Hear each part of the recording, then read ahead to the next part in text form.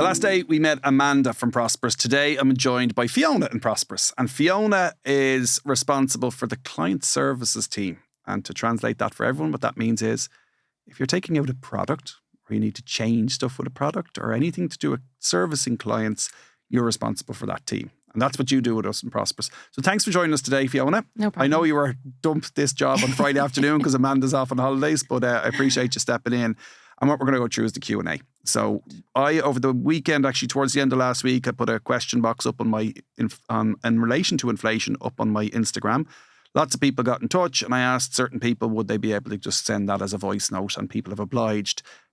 Interestingly enough, usually they get sent directly to Amanda, but they were sent directly to me because Amanda's off. But I haven't actually listened to them and genuinely haven't listened to them. So we're going to see what we have. So I think we've narrowed it down to 3. Is that right, That's Fiona? right, Is that what you picked? Yeah, okay. Absolutely. Right, let's see. Let's go with the number 1, the first question. Hi, Owen. Just my question about inflation is, I suppose we're decent income household. We budget, we shop around for everything. We've reduced spending. We're just about getting by. And so just wondering if there was any other tips or anything else that we should be following to, I suppose, help us deal with inflation and to have a little bit more disposable income, because it feels like it is dwindling fast. Thanks a million. It's interesting because when I started the podcast today, I'm talking about the fact that it's affecting different people in different ways, right? And particularly if you're on a lower income, it's really hurting you bad, but it does affect different people. And I know Mirren referenced that as well, that different people are affected. And one of the things we have to be conscious of is when it comes to inflation,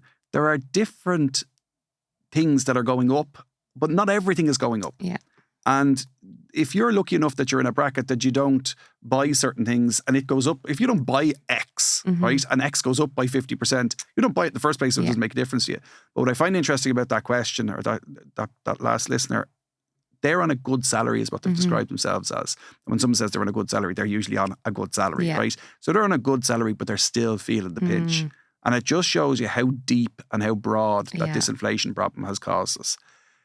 What do you do about it? Like, ultimately, you're in a position where the person seems to be keeping an eye on where their money is going in terms of they've switching bills, they're doing all of that. What I think people need to be aware of is that, particularly in a situation like that, this, in my opinion, is the new norm. Okay? And what I mean by that is that where we're at right now, hopefully inflation is starting to slow down in terms of it's starting to decrease. But when stuff goes up in cost, it goes up and it's unlikely it's going to come back down again. So that person really needs to look at their overall spend and say, okay, what stuff is it that I can do without? What, maybe luxuries, or is it just... Yeah, luxuries is a big part of it. And everyone says, oh, you're a financial planner, Owen, you just must be miserable, right? I'm not talking about draining the life out of yourself. Like, those people are making good salaries, which would suggest they're working hard.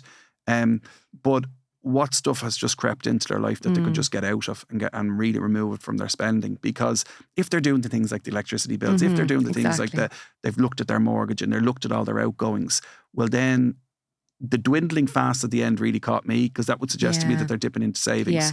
And that's where someone who's on a good wage maybe accumulated a bit of savings. My big concern for them is that they're dwindling the savings thinking that this is temporary. This is not temporary. Maybe they've let new habits creep in. Yeah. And lifestyle creep is a big problem for a lot of people. As their wages go up, their lifestyle expands to the income that they have. And what I would say there is that I'd like them to have a good chat with each other and say, okay, if this is our new normal, what has to change? Because if they are, which I suspect, dwindling in their savings and dipping into their savings and it's dwindling, they need to really decide, okay, what needs to change on the big stuff. What's going to make a difference? And do you think I'm being harsh there, Fiona? No, like, I think, obviously, I think a lot of people feel that way. Things have increased in terms of the basics, like shopping, clothes, things that you'd buy on a weekly basis, or even, your day-to-day stuff. So, like, I know things can creep in and become normal. So I suppose it's just about evaluating what has creeped in and what can change. Yeah.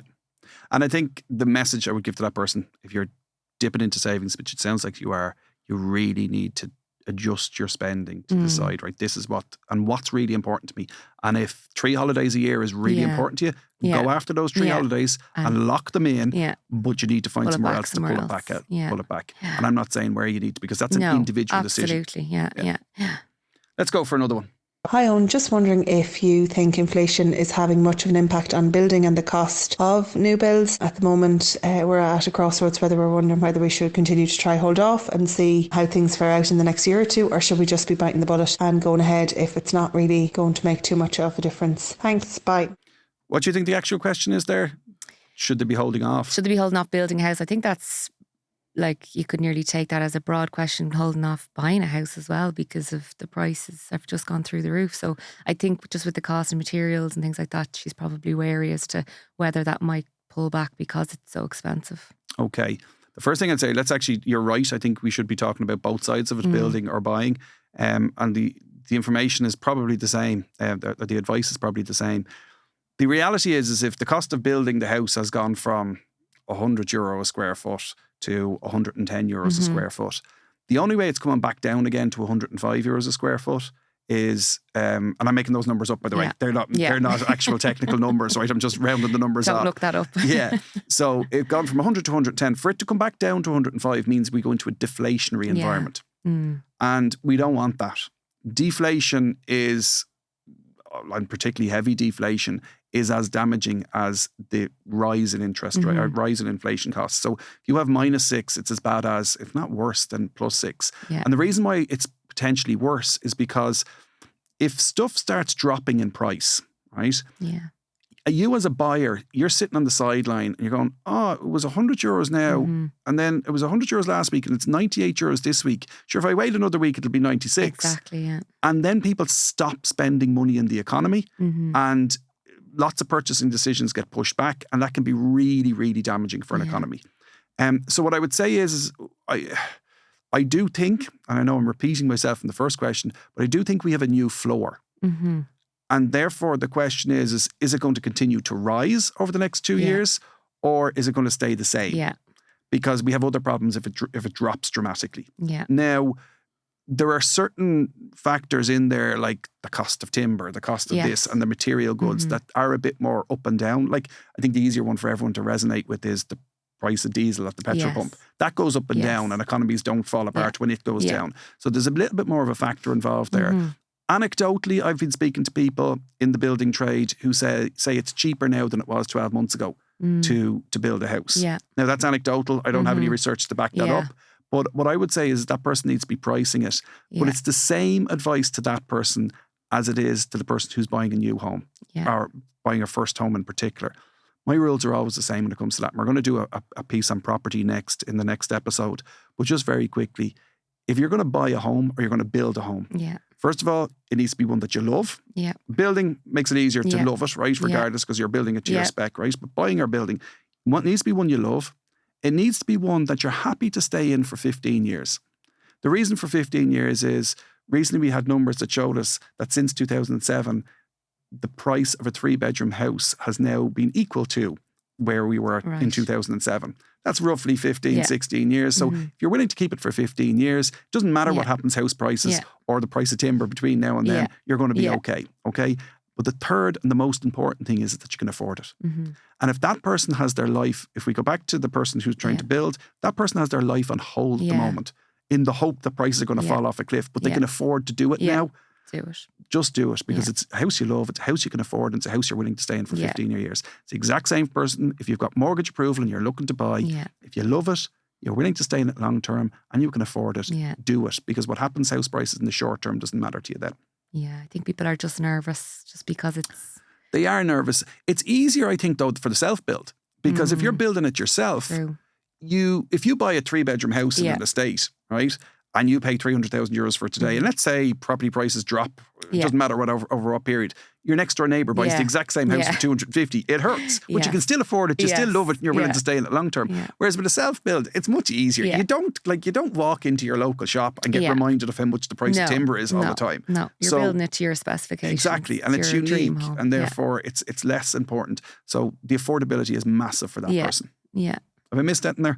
I don't think so. No, I think you've covered it off. It is a tricky one because you know, you can't predict the future, but you know, you can only go on what's right at this time. So you live in Kildare. You must have mates that have built recently or in the last couple of years. Yeah, couple building at the moment. Yeah. And how are they finding it? Very difficult. Yeah, with more so even just the sourcing and getting the commitment from builders and suppliers. So it's it is difficult. Even there's still demand there, even with the hike in prices. So, and is it taking them much longer than they expected? Yes.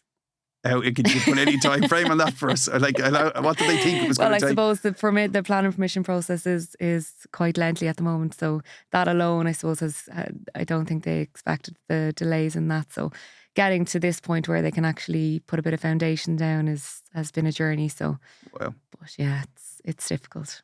Well, have their prices, you know, are you close enough to them to know that their prices change from what they originally expected to? Oh yeah, it's changed. Yeah, oh yeah, all gone up. Yeah, right. Completely. Okay. Yeah, so very, very much so. Okay.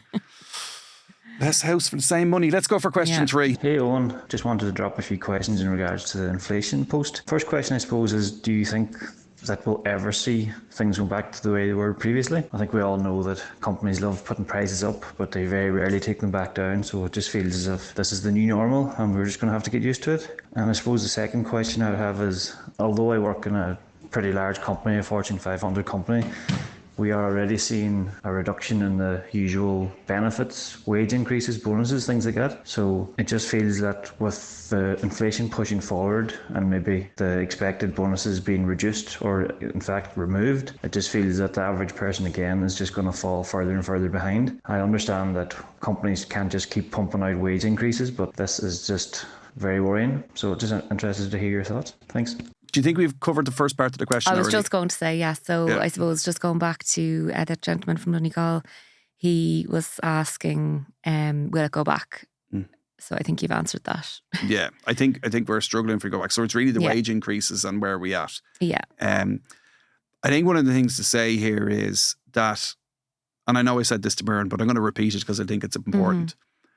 If inflation runs at 10% and you get a 10% pay rise, well done. You've beaten inflation. Yeah. But if everyone gets a 10% pay rise, now the demand and the supply is what drives inflation. Demand has just jumped by 10% because everyone's got a 10% pay rise, and therefore prices, it just goes into a spiral. Yeah. So there is an element of, we just have to accept that it's not good for the entire economy to get a pay rise to keep pace with inflation. Yeah. And it's one of the warnings from European Central Bank to all of the countries within Europe. Be careful at local level what you're doing with taxes and with everything else to put more money in people's pockets. You have to be balanced. And what I think government's role here and their task here is, my example at the start, if you're making 200 a week and your shopping has gone from 100 to 106, well then government have a responsibility to look after the most vulnerable in our society. Yeah. And interesting, I heard some stats recently that, and it was related to something slightly different. It was related to retrofitting people's houses from an energy consumption point of view. But what I found interesting was, of the people that they surveyed, from the general population, 75% of them felt that it was a good idea for government to spend money on social housing for people who are most vulnerable so that they didn't have to choose between heating and eating.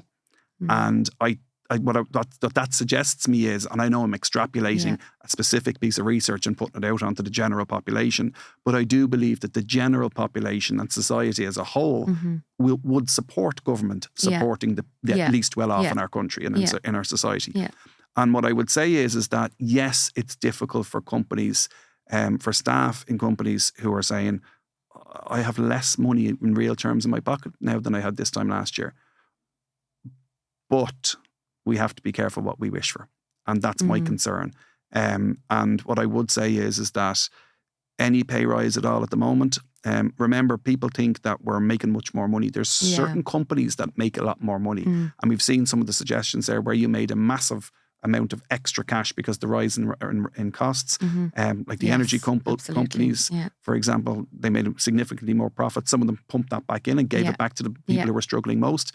But also we've seen things like all the talk of windfall taxes and those people being taxed a bit heavier as a result of that. But in the main, most companies aren't making more money. Their costs have risen the same way your costs have risen as an employee. And therefore, they don't have it to pass it on.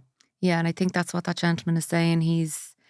it sounds like his bonus was stopped. So, maybe they're struggling, the company's struggling to hold on to the jobs that they have. Yeah. So, and we are in a situation at the moment, like there's a lot of positivity out there. We've only got 4% unemployment, right? What that means is that we more or less have full employment. Yeah. People who are available to work are working more or less. Yeah. And that's a really strong figure. And what I would say there is that over time, those people who are working will start to catch up. But if it's all done in a quick win, it could be really damaging to us. And inflation will slow down. And the suggestion is that inflation has started to at least level off across most of the big economies around the world. Yeah. And therefore, we are in a better position now than we would have been 6 or 12 months ago. We've taken a lot of the hits. Yeah. And watch your savings levels, watch your spending, watch how much you're eating into savings. And if you're eating into savings a lot, like we said to the first person, you need to just make some adjustments. But I don't believe the solution lies in big pay rises across the board. Yeah. Across the board. Yeah. Am I missing anything there, Fiona? No, I think you've covered quite a broad basis of it there in terms of, how it affects day-to-day people in terms of their shopping and, and that gentleman or that lady who's thinking about building the house. Like, these are decisions people are making when we're going through this, inflation time. So, I think we did cover a broad, in terms of what your advice should be to those people at this time. I think it's the uncertainty for people, and if we can give any certainty to people, I can't. Like, it's a crystal ball, and lots of things can change. You can't see into the future. If people can take anything from the discussions we've had with Mira and what we're talking about here, the hope is, and the figures would suggest, that we're starting the end of these increases. It's steady. Yeah, and something ridiculous could happen next month, and it all changes. Throw it up in the air again. But we are, and I'm going to talk a little bit more about where we're going to next. But Fiona, for now, thank you very much for your time. Thanks for having me.